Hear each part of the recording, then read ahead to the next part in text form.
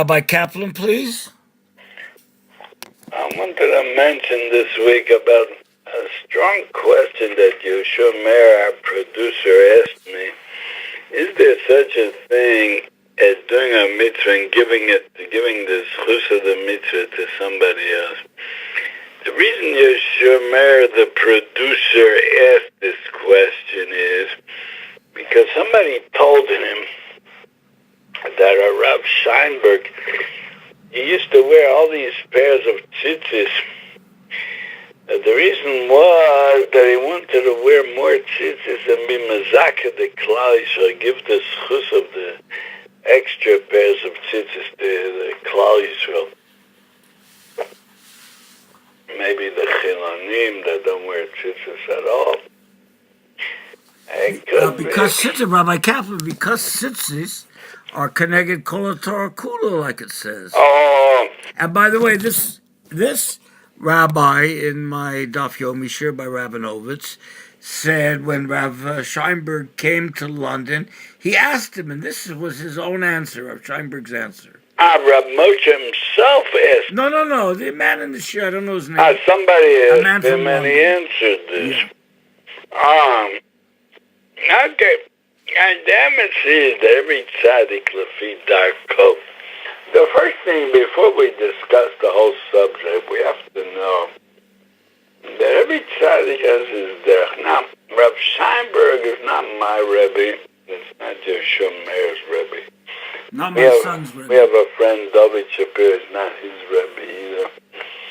But nobody can argue he was Adam God. I want to tell you that he wrote a Sefer Tabas HaChoshen on Choshen Mishpat and every Ksos and the Sivas, and he brought all kinds of Sfarim. And the truth is, I never saw it, I never looked in the Sefer, but he brought a lot on every Ksos and every Nesivas. You can't.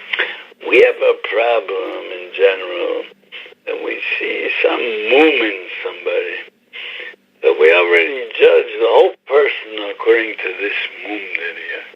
But also I have a mum that I'm a complainer. And I'm trying to work on it and not be a complainer. But the meanwhile, I wasn't so successful. So what are you going to say, that the whole Daniel Kaplan is treif, also he's a complainer because of that? Yeah, that I wouldn't want people to judge me according to that. But I have a lot of good traits also in me. Are you going to say that I'm worthless, I'm meaningless, I'm nothing because of that? I wouldn't want that. But we have a tendency, and there's a strong Yitzhar to judge a person according to one thing that we see wrong in him, that we don't like, so we say the person is as if to say it's a mistake that he was ever born. And that's wrong. We shouldn't be like that. The true tzaddikim don't act like that. And we're very, very far from the madrega of the true tzaddikim. But let's try at least to have some shaykhs to it. Anyway, you have to admit that Reb Scheinberg was Adam Godel. It was a yid that he just imagine. We have no idea what it was in those days in America. I think it was the 1920s. Somebody should go from Europe, from America, to travel by boat till Europe to go learn in a yeshiva, to learn in the Mir Yeshiva. And there's no bathrooms in the house.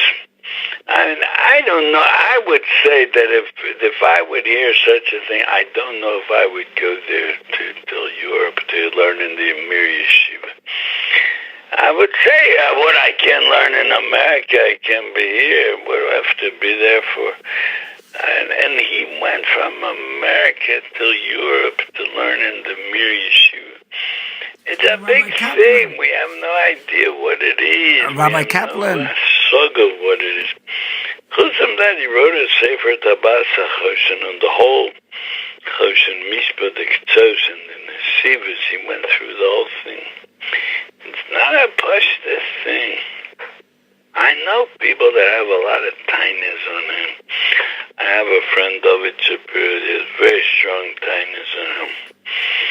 And I knew a Yid that his name was David Shvei, that he had very strong tainas on him.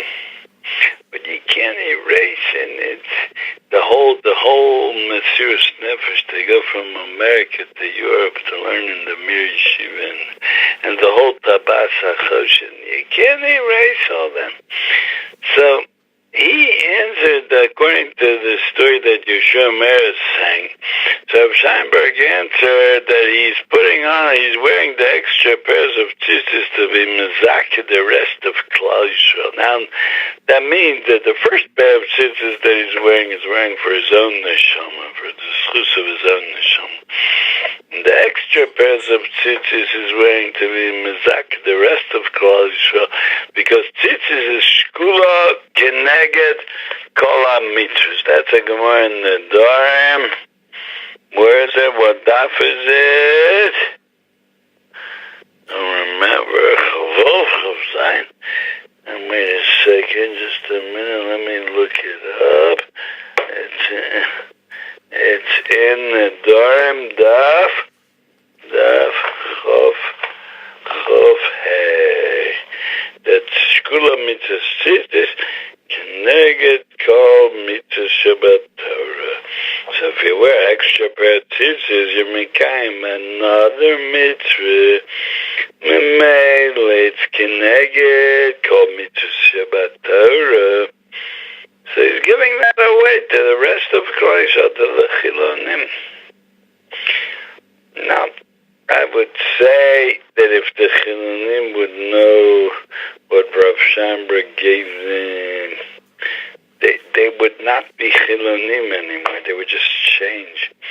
And the Yid is muchen to make a fool out of himself, to look like he's such a big back. I think football players look like that a little bit.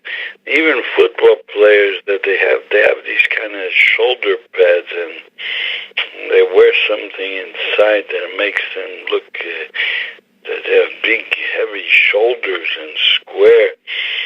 And even they don't look like Rav Scheinberg. And he's muchen to be mevad himself for them. They would all do tshuva, and there would come the tikkun hashalom, and Mashiach would come a long time ago. They would only know that, but they don't know that.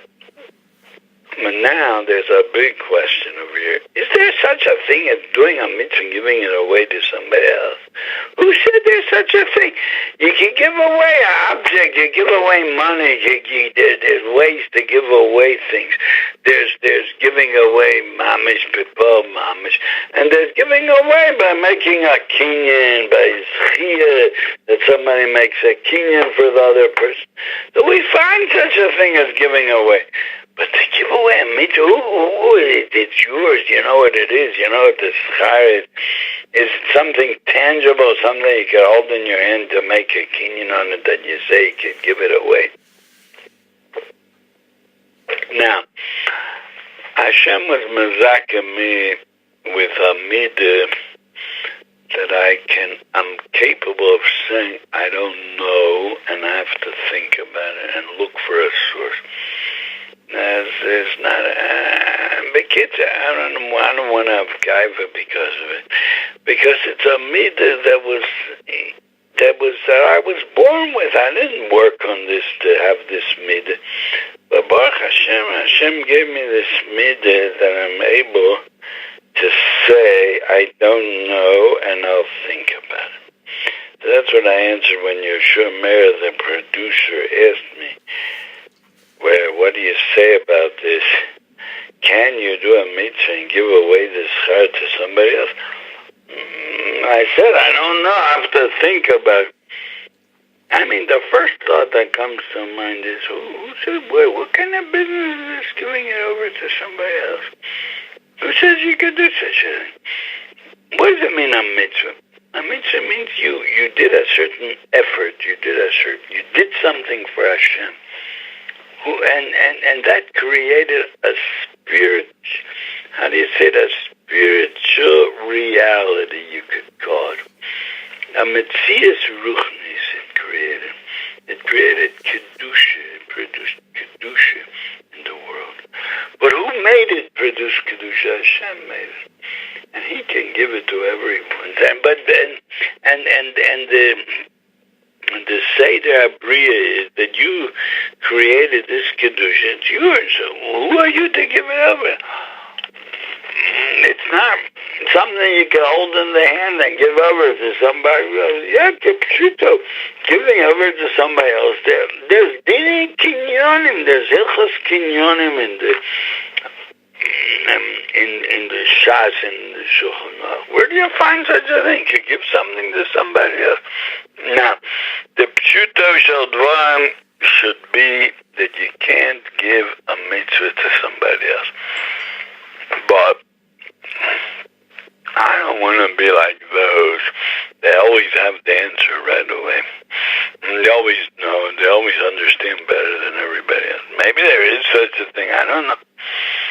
I said to Yeshua, man, I'll think about it, and we'll see what I could come up with. So Hashem put into my head the idea to bring a Gemara in the end of the first parak of Kiddushin. And it's not exactly giving over the mitzvah to somebody else, but I'll tell you what it says over there. Rabbi Kaplan, hello. It means giving the schar of the mitzvah. Yeah, right. Okay. Giving the schar. Well, I don't know if it makes a difference, because the schar of the mitzvah is the mitzvah itself. Schar mitzvah, it says. That means the mitzvah creates a spiritual reality, a metzias ruchnis it creates. Can that go over to somebody else? And now, the emes is, if you already mentioned it, there's a long series of mamorim in the Sefer Das Chochma Musa from Rabbi Yerucham. And I think it's in the second volume, and also in the Sefer Das Torah from Rabbi Yerucham and Chumash Bereshis, that he talks about that the schar mitzvah is not a separate thing from the mitzvah. It's not like a salary that you pay a worker. The pshat is when you do a mitzvah, you plant a tree. Doing a mitzvah means planting a ruchnistic tree. And it grows. What you did grows, and it produces ruchnis, produces kedusha. When the person will come to the next world, so they'll get the kedusha, the Gan Eden that he created. He'll get it. That means it's connected to the mitzvah. It's part of the mitzvah. According to that, it's mamish connected to the person himself. What does it have to do with giving? Whatever you call it, whether you call it the mitzvah, you call it the schar of the mitzvah. The schar of the mitzvah and the mitzvah are two things that you can't really separate from one from the other. Aliba dem as the schar mitzvah is an outgrowth of the mitzvah itself. So it's shaykh to give it over to somebody else. Oh. So I was thinking like this, le'olam, you're right. You can't give it to somebody else. That's the Sefer Yosher says you can't give it to somebody else. But the Gemara says in the end of the first parak of Kiddushin that a person should always look at himself as if he's a chetio mitzvahs and chetio averis. He's a matzav of a benuni, half and half. Also mitzvah achas. He did one mitzvah, says machrias atzmo. I understand. He's machria himself. L'kav zchus. I mean, you did one mitzvah. See yourself as if that with this one mitzvah you became a tzaddik. That's how you should look at it. Now, But the Gemara says another thing. Besides Atzmo, the Gemara says, Ve'ef kol ha'olam. With this one mitzvah, you made the whole world become tzaddikim. You know, or doesn't mean they became tzaddikim, but you were machriya. The Lashon Gemara is, you were machriya the whole world l'kaf schus. The whole world became a world of schus. You did one mitzvah, you made the world become a world of schus. How? With this one mitzvah that you did. Because the world until now was half and half. You, with your one mitzvah, you made the world become a world of schus. So I'm saying, you could ask on the Gemara, what do you mean you made the whole world become a world of schus? What do you mean the world? There's you, the one that did the mitzvah. What do you have to do with the whole world? You're an individual. So you did the mitzvah. You put in kochas into the mitzvah. You made an effort to do the mitzvah. So you have the mitzvah. What does the whole world have to do with it? You see from here that when somebody does a mitzvah, he sends out kedusha to the whole world, and he makes the world a better place, and he makes the world be a holier place. And that's how a person should look at it, the Gemara says. Now, the Gemara says, Yireh Atzma, you should look at it that way. You might think that the Gemara says you should look at it that way. It sounds as if the Gemara is saying it's not really that way. But look at it that way. It's hard to believe that if the Gemara says look at it that way, it means it's not really that way, but you should look at it that way. But, mitzad sheni, what does it mean, the Lashon Yireh? You should look at it that way. Kanireh, I don't know how to explain it. I didn't think about it enough. I didn't delve into it deep enough. But I think that the pshat is that there is such a bechin. There are certain things in Ruchnius that you can't really say it's this way or it's that way. It's clear this way. It's like you say in Gashmis, you say 1 and 1 is 2. There's no other way. It's not 3 and it's not 4 and it's not 0. It's 2. But in Ruchnius, there are things that it's a reality, but it's not the only way how to look at it. There are different ways how to look at this thing. When you do one mitzvah, one of the ways of looking at this one mitzvah that you did is that you are machriya the whole world l'kav schus. Now, whether it happened or not is Hashem's cheshbon. But the mitzvah has bekorach to be machriya the whole world l'kav schus, not just yourself l'kav schus, the whole world l'kav schus.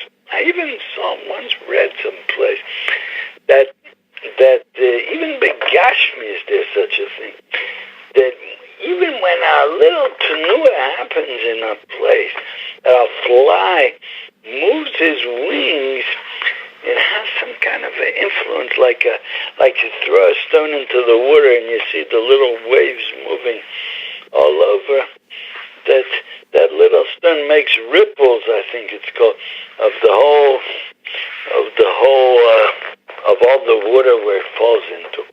So even such a small thing as a butterfly moving his wings has some kind of a pressure on the air around him, and that goes further and further and further. It can have an influence on far away and all kinds of things in the world. Well, we don't see it and we might never see it, but it does do something. Kolskin with Kolskin, that you do a mitzvah, it's mashpia on the whole world. And besides, my daughter-in-law asked me in the name of her mother, how could it be such a thing that you blow shofar and Satan gets scared? He thinks it's the shofar of Mashiach and it came the time of Shchitas HaSatan. And the Hashem will kill the Satan and he gets scared. And years and years and years, hundreds of years have gone by and we've been blowing shofar. And it didn't come the end of times that Hashem will shech the Satan. And yet the Satan every year gets scared. How can it be such a thing? My machtanista that was a teacher, and she used to say this in the class, and they used to ask this question, and she didn't know what to answer, so she stopped saying it. I was a teacher many, many years ago, and she recently retired. She stopped saying it because she didn't know what to answer. Now, it's a strong question, and we all ask it. I think everybody asks it, but I think if you really know what blowing shofar does, or in general what a mitzvah does. Rabbi Kaplan. What? I had this question also many, many years ago, and the maskana was I just want to say they explained to me very simple. A malach is not like us; they have no memories. Oh yeah. That's what I heard many years ago. That could be very good. It's a good answer because that's what I would have answered if she asked me. It could be me. that a malach. It could be that it's a very deep answer, in fact, because a malach is his whole being is doing his shlich, is doing the Ratzon Hashem. What does the past have to do with what Hashem is sending me now? So why should he have any memory? Is that what you mean, maybe? Okay. So that's good. That's a good answer. Very good. I never heard that answer, so I have to give a big yasher koach to the producer for bringing that. Now, my answer was, and it's Elu Divrei Chaim. I thought that if you have an atom bomb that could destroy more than the 2 Japanese cities, so you're going to start saying, but last year the atom bomb fell and it didn't do anything. If you know what an atom bomb is, you get scared. You don't think too much about what it is. It's a scary thing. What does it help what last year was? That's what I was thinking. Al Pi Balabatish. So that it's just frightening. So I'm saying that the same thing is over here. That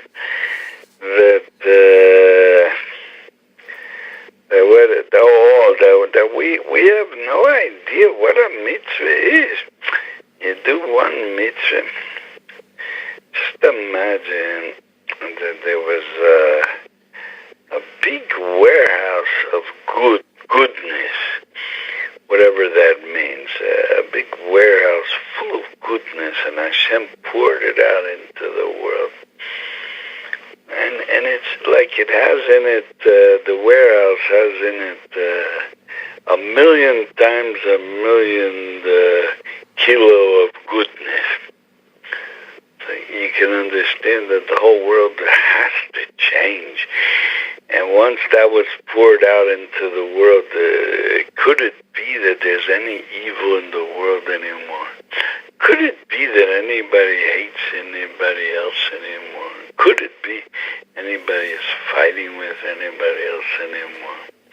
Can't be. There's so much goodness in the world. How could there be any trace of evil in any place? So just imagine that. So the same thing is, you do a mitzvah, you put on tzitzis. L'man tizkiru v'asisem es kol mitzvah soy. Shkula mitzvah tzitzis keneged kol ha-mitzvahs.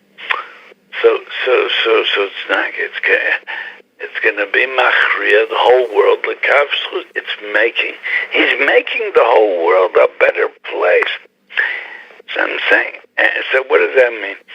You have chilonim all over the place. and they're living a life of Ra. I'm not going into the fact, is it their fault, is it not their fault? Of course it's not their fault. The fault of the leaders of the Zionist movement created a metzius of Ra, created a system of fighting against Hashem, of telling Hashem, get out of here, we don't want you. But what does that have to do with the simple people that were born afterwards? It had nothing to do with them. They don't know from nothing. They don't know what Kriyashma means. So what do you want from them?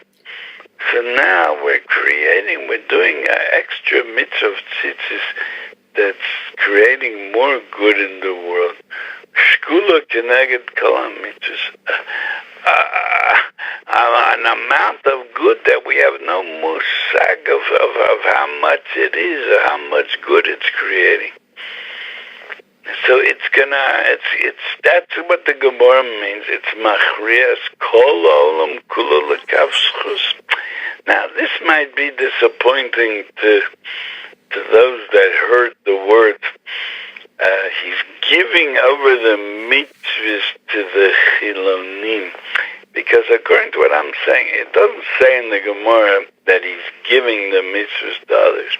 Okay, so it doesn't say, what can I do? I didn't prove that point right, that you could give the mitzvah to others. But what I am saying is that there is such a concept as others. Somebody does a mitzvah, there's such a thing as others. Such a thing as others benefit from it.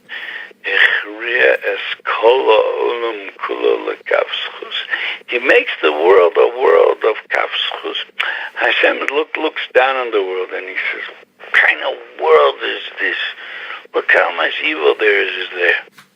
And all of a sudden now he sees Rav Scheinberg with all his bears and tzitzis. He says, Hashem says, nah, what a wonderful world I created. Look how much good there's there. One pair of tzitzis, another pair, another pair, another pair. I don't know. That's what I was thinking, and that's as far as I could get in. Oh, Rabbi Kaplan. What? I'll just remind you what this Rabbi Leighton, what's his name? Leighton from Achos Shlomo said. He says, where do you have that it's an extra mitzvah? It's a mitzvah to wear 2 pairs of tzitzis, or 100 pairs of tzitzis. Yeah.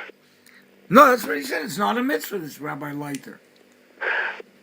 He says that you're not making any mitzvah if you wear another pair. That's what he Now claims. that, I don't know. There is I don't see why not.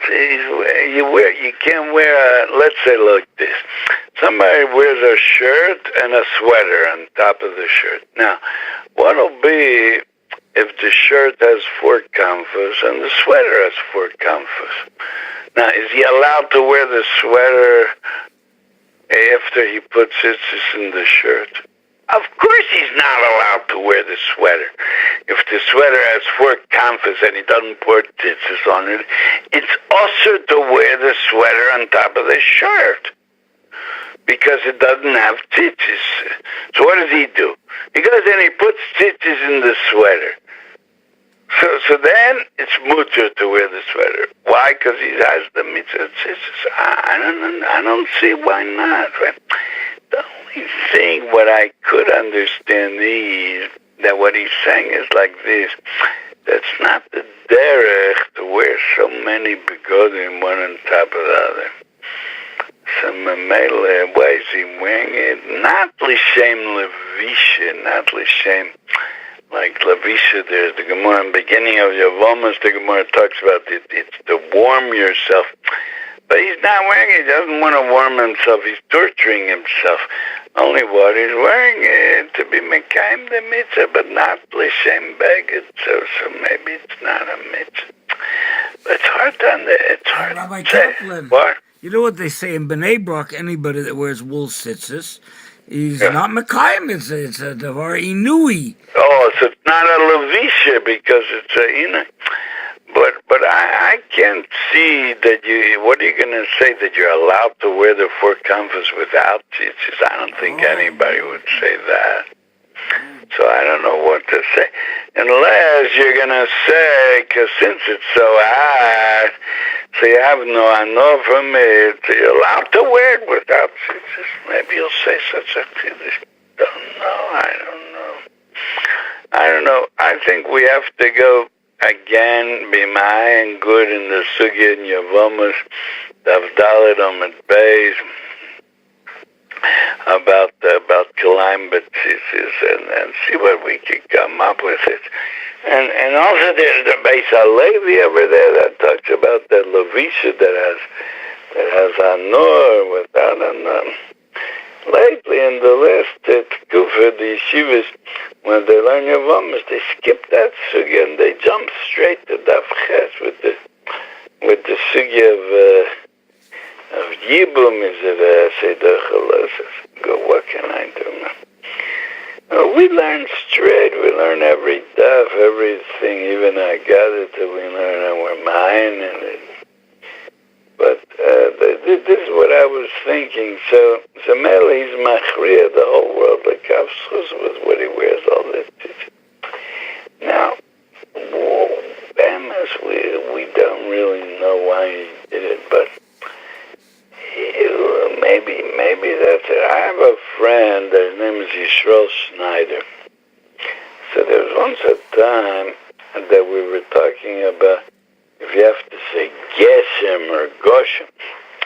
So there was a Yid, his name was Kraus, a Hungarian, and put out contraction. It's terrible if you say Goshem. It's terrible.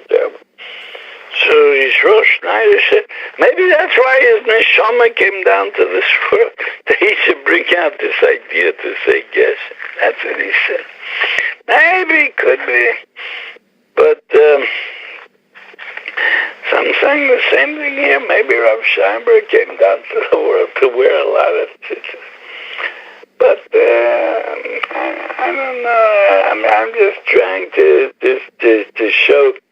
See, it's not my derech to say a clear thing that this is how it is.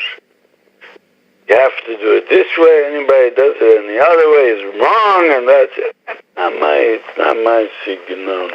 It's not my style. I know somebody that it is his style, but it's not my style. So I'm just trying to show a certain derech that you can't understand it.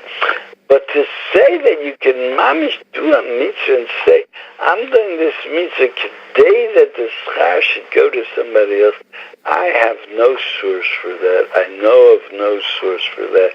I don't know if there is such a thing. And the seichel alone says that there is no such thing. Who are you? I mean, who created the whole concept of schar mitzvah? Hashem made it. So who are you to say where it should go, to this one, to that one? It belongs to you. Do we even know what it means, schar mitzvah? I would say there's no such thing.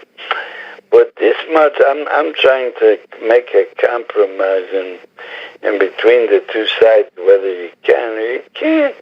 I'm saying to say that a mitzvah is just for you alone and for nobody else. You see now like that from the Gemara. Ichrias kol olam kulo l'kavschus. It's also for others.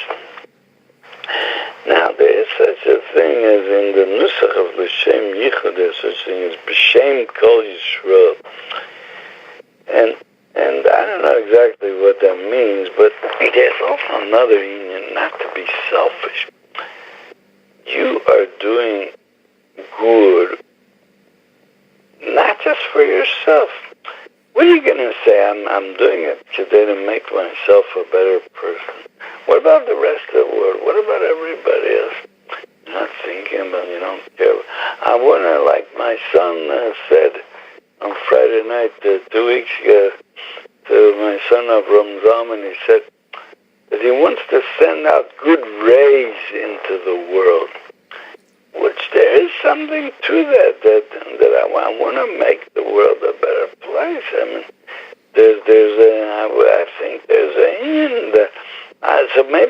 what it means in the nusach of l'shem yichud. I don't say it, but there's such a nusach as b'shem kol Yisrael. I have in mind that I want to do it for Klal Yisrael. I'm not a person for myself. I'm a person that cares that I'm part of Klal Yisrael. I'm part of the Klal. I'm not just the individual. I'm part of a nation that's called Klal Yisrael. I want the Klal Yisrael should be a better people. And I have that in mind when I'm doing the mitzvah. What should I think? I'm doing the mitzvah for my own self. I should get my Gan Eden. I should sit in my place in Gan Eden. What do I care about everybody else? Is that nice? Is that right? I'm doing the mitzvah to make Klal Yisrael be a better Klal Yisrael.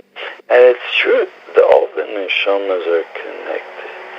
It's all one nation. It all comes from one place.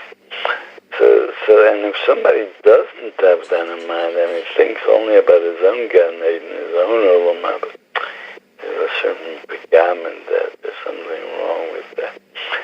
That's what I would say. So you should think about. Now there's a story that the Sechozah Melublin.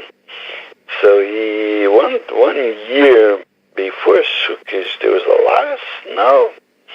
In those countries, it snows earlier, and he couldn't. The snow was filled up. It covered the whole sukkah. Came a Yid, and he worked hard, and he moved away all the snow from all sides. That he was able to sit in the sukkah. So he asked the Rebbe of Lublin, the Chozeh, asked this Yid, how should I pay you back? Do you want to be together with me in Gan Eden, have a place so high in Gan Eden that you'll be together with me? Or do you want to become rich? The Yid chose to become rich. We would all say, wow, look what a megushim dika behema this person was. He can only think about money. Gan Eden means nothing to him. Only money means something to him. But listen to what the Yid answered, explained himself. He said, if I'll become rich, I'll be able to help others. But if I have a place in Gan Eden next to the Rebbe, it's only for myself. Amazing. Awesome. How a Yid could think of such an idea. He's thinking about others. He's doing a mitzvah. Has a tremendous opportunity to be in the highest place in Gan Eden with one of the Tzaddikei Ador. And yet he says, no, I prefer to be able to help others. That's called thinking about Klal Yisrael. Mamish, we're very, very far from that. But when you talk about it, there's a chance we'll become close to it. We'll get the connection. So that's what I was thinking about this. Now, there's another Nakuda here. I tell you the truth, Reb Scheinberg is not my Rebbe, and he's not my friend's Rebbe either. But we have to know, we have to know this, that every tzaddik is Lefid Darko, has his derech. There was a tzaddik in our times, his name was Rav Osher Freund, and he was very, very controversial. And he didn't talk didn't talk about Limud HaTorah and Koach HaTorah. Mainly what he talked about was Gaiva. And you have to have Amunah, and with Amunah you can break the Gaiva. But he was controversial. Why didn't he talk about Torah? What do you mean? But Lamaisa, my son Tzvi Eliezer just told me a few days ago that asked his Rebbe, the Rosh Yeshiva of Birkas Mordechai, Rabbi Yaakov Friedman in Beit Rabbi Yaakov Friedman told Rabbi Yaakov Friedman's Rebbe is Rabbi Chaim Brim, one of the Ziknei Yerushalayim, one of the Nekiya Tasya Yerushalayim, Gedolei Yerushalayim. And Rabbi Yaakov Friedman asked him, what was Rabbi Osher right? So he said he was all right. That's what he answered. Now, but he was very different than our yeshiva world that we're used to. But okay, so he was different. So what? He was a tzaddik, and every tzaddik, Lafi Darka. That doesn't mean we have to become his talmidim and we have to accept from him, but every tzaddik, Lafi Darka. The truth is, in Yonah Emunah and Bitachon, he was maybe the Gadol Hador, I would say. I've seen his letters and I've seen his talks that were printed, and he could be, he was the Gadol Hador in Emunah and Bitachon. And I criticized the yeshiva. I don't know if I should use the word criticize, but I feel a tiny on the yeshiva world.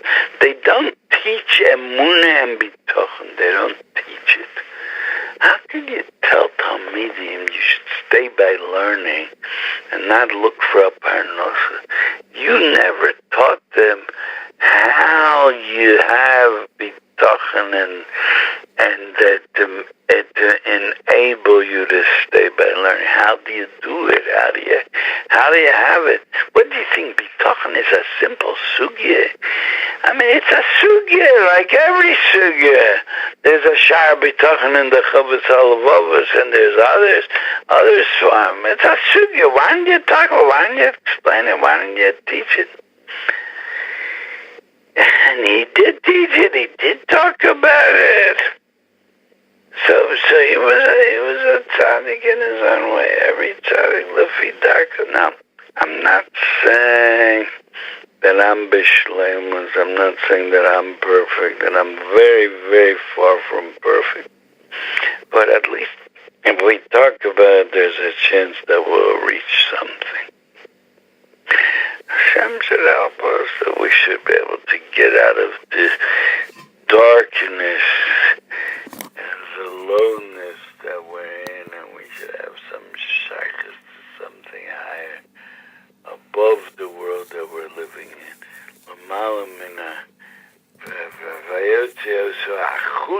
It says by Avraham Avinu. We should be zeichet to vayotze achutza, and we should have a shaykhs to ruchnis. And with that, maybe we'll be zeichet to something. Sure.